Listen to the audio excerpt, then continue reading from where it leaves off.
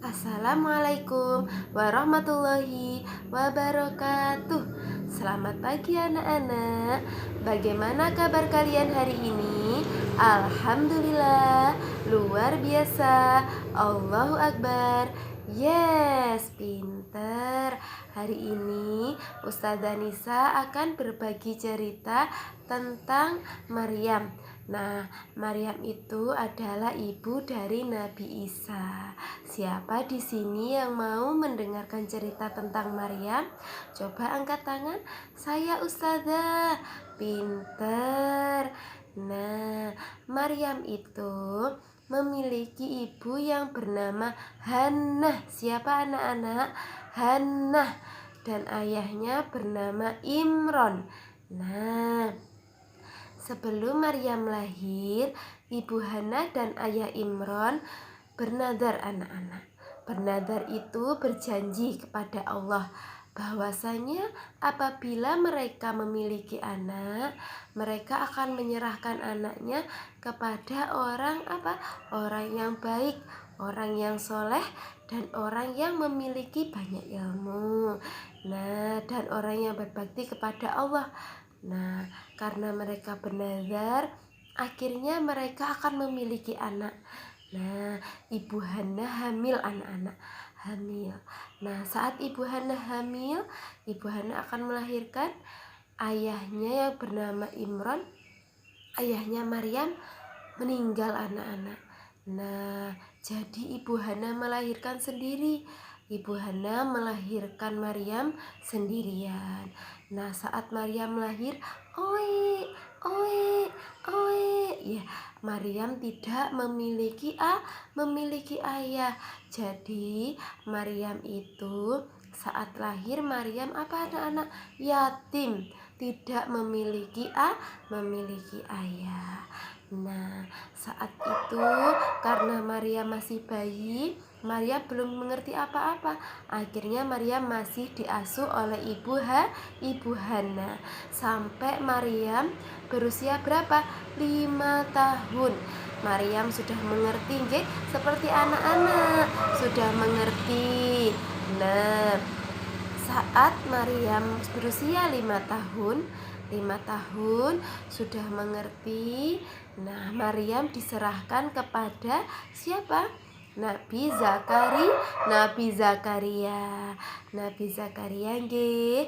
Nah, Maryam akhirnya diasuh oleh Nabi Zakaria dan istrinya. Nah, Nabi Zakaria dan istrinya juga sama seperti ibunya Maryam tadi anak-anak. Lama tidak memiliki anak. Nah, karena itu mereka mengasuh Maryam. Nah, mereka mengasuh Maryam sampai apa anak-anak? Sampai usia Maryam dewasa. Nah, saat Maryam sudah dewasa, Maryam itu adalah anak yang baik, menjaga pandangannya. Karena Maryam apa? Maryam adalah perempuan. Jadi Maryam tidak bergaul. Juga Maryam menjaga pergaulannya dengan laki-laki. Maryam hanya anak-anak? Hanya dekat dengan Nabi Zakaria saja, yaitu seseorang yang menjadi ayahnya, yang mengasuh Maryam seperti anaknya sendiri. Nah, akhirnya apa anak-anak? Maryam sangat-sangat menjaga dirinya. Nah, Maryam tidak sering keluar kamarnya. Nah, pada saat itu anak-anak, datanglah malaikat Jibril ke dalam kamarnya. Maryam kaget anak-anak. Maryam takut. Karena apa? Selama ini Maryam tidak pernah dekat dengan laki-laki selain Nabi Zakaria.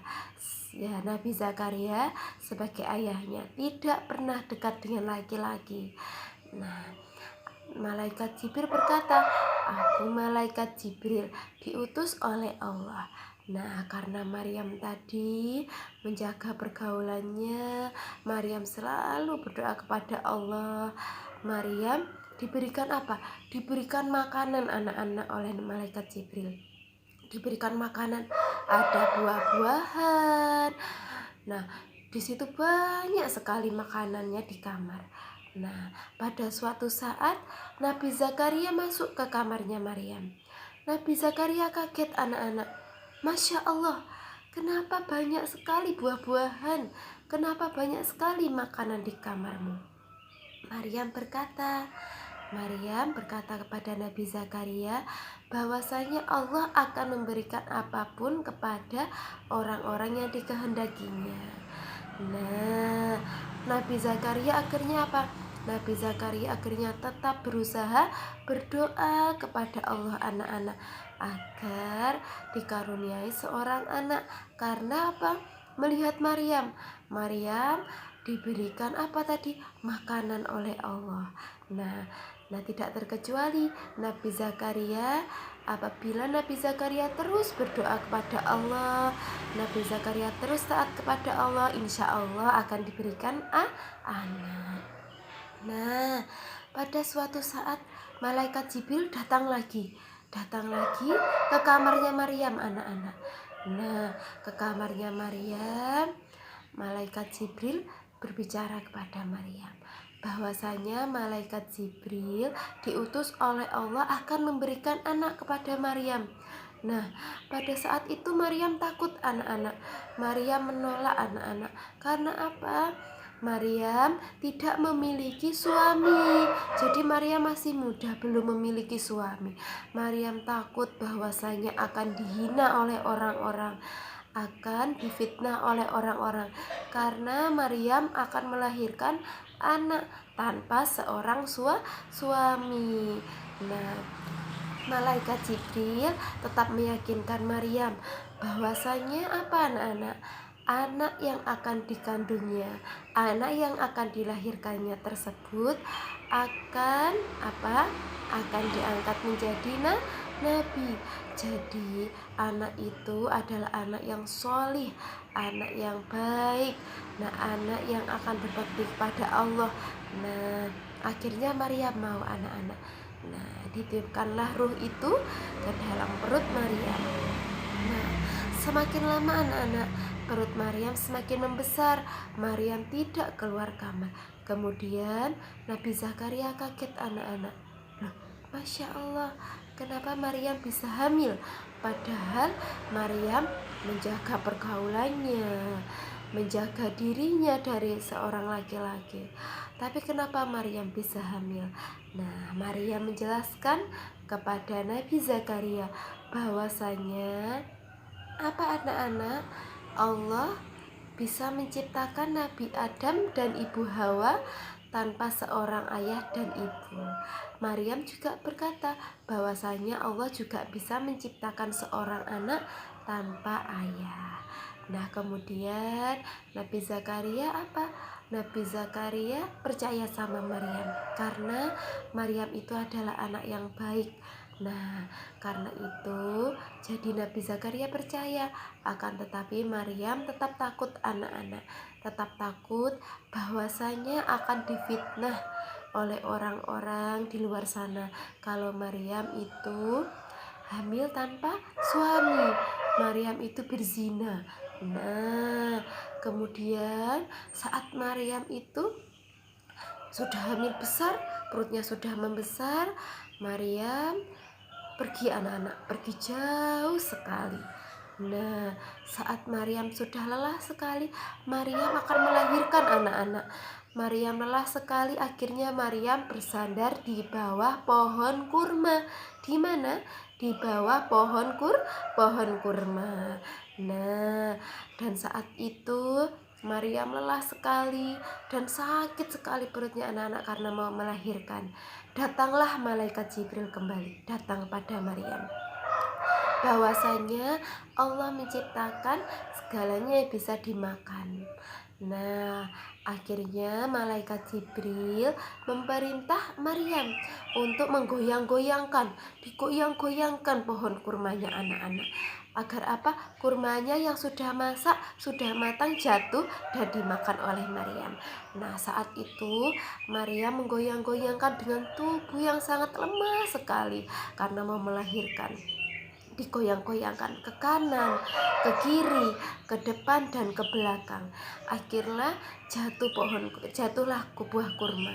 Jatuh buah kurma dan dimakan oleh Maryam. Nah, kemudian Maryam punya tenaga dan melahirkan seorang anak laki-laki. Ya, melahirkan seorang anak laki-laki. Oi, oi, oi, lahirlah Nabi Isa. Nah, kemudian malaikat Jibril memerintahkan Maryam untuk apa? Untuk berpuasa berbicara. Jadi Maryam tidak berbicara sama sekali, anak-anak. Nah, kemudian Maryam membawa bayi Nabi Isa kembali lagi. Nah, saat itu apa, anak-anak? Saat itu orang-orang pada menghina Maryam, bahwasanya Maryam melahirkan seorang anak tanpa suami. Nah, karena Maryam dihina, tapi Maryam apa tadi? Maryam berpuasa berbicara. Maryam tidak berbicara, tetap diam meskipun dihina. Kamu ya melahirkan anak tanpa suami, kamu berzina ya Maryam. Maryam tetap tidak berbicara. Nah, karena atas izin Allah, Nabi Isa yang masih bayi dalam gendongannya Maryam mendapatkan mukjizat, anak-anak. Nabi Isa yang masih bayi dapat berbicara. Nah, Nabi Isa berbicara kepada mereka yang sudah menghina ibunya. Berbicara, akulah Isa.